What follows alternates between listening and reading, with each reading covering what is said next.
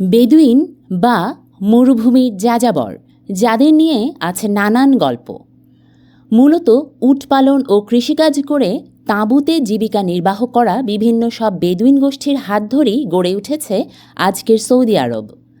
Saudi আরবের মরু এলাকায় মানুষের বসতি শুরু হয়েছিল আজ থেকে প্রায় 15 থেকে 20,000 বছর আগে, বরফ যুগ শেষ হওয়ার পরে।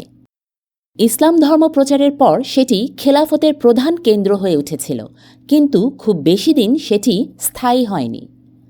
সিরিয়া বা ইরাক বা তুরস্ক থেকে সৌদি আরবকে শাসন করা হয়েছে বছরের পর বছর। অবশেষে বহু বছর ধরে 3 দফা চেষ্টার পর 1932 সালে স্বাধীন একটি রাষ্ট্র হিসেবে প্রতিষ্ঠিত হয় আজকের সৌদি আরব বা কিংডম অফ সৌদি আরাবিয়া। দেশটি প্রতিষ্ঠার ইতিহাস নিয়ে 2004 সালে লেখক James van ব্রেন্ট a brief history of Saudi Arabia নামে একটি বই প্রকাশ করেন। সেখানে বলা হয়, আরব উপত্যকার লোকজন নিজেদের সবসময় জাজিরাতে আল আরব বা আরবদের দ্বীপ বলে বর্ণনা করে এসেছে। এখন কেন আরব বলে তারা নিজেদের সম্বোধন করতেন এর কারণ জানা যায় না, যদিও এদের বেশিরভাগই ছিলেন মরুভূমির যাযাবর বা বেদুইন। এই বেদুইনরা ইসলাম পূর্ব সমাজে নানান গোষ্ঠী বা জাতিতে বিভক্ত ছিল।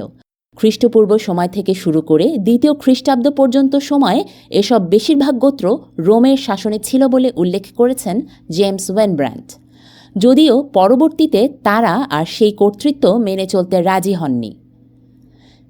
3য় শতকের দিকে বেদুইনরা সংঘবদ্ধ হয়ে বড় ধরনের একটি আদিবাসী কনফেডারেশন তৈরি করে, যা তাদের ক্ষমতা আরও বাড়িয়ে দেয়।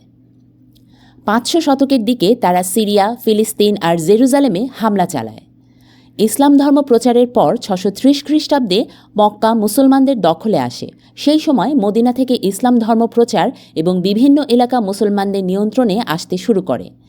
ইসলামের নবী হজরত মুহাম্মদ সাল্লাল্লাহু আলাইহি ওয়াসাল্লাম যখন মারা যান, তখন প্রায় পুরো আরব এলাকা মুসলমানদের নিয়ন্ত্রণে চলে এসেছে।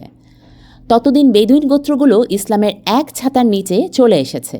নিজেদের মধ্যে মারামারি বাদ দিয়ে বরং তারা একের পর এক অভিযানের মাধ্যমে ইসলাম ধর্ম ছড়িয়ে দেওয়ার ব্রত নিয়েছে।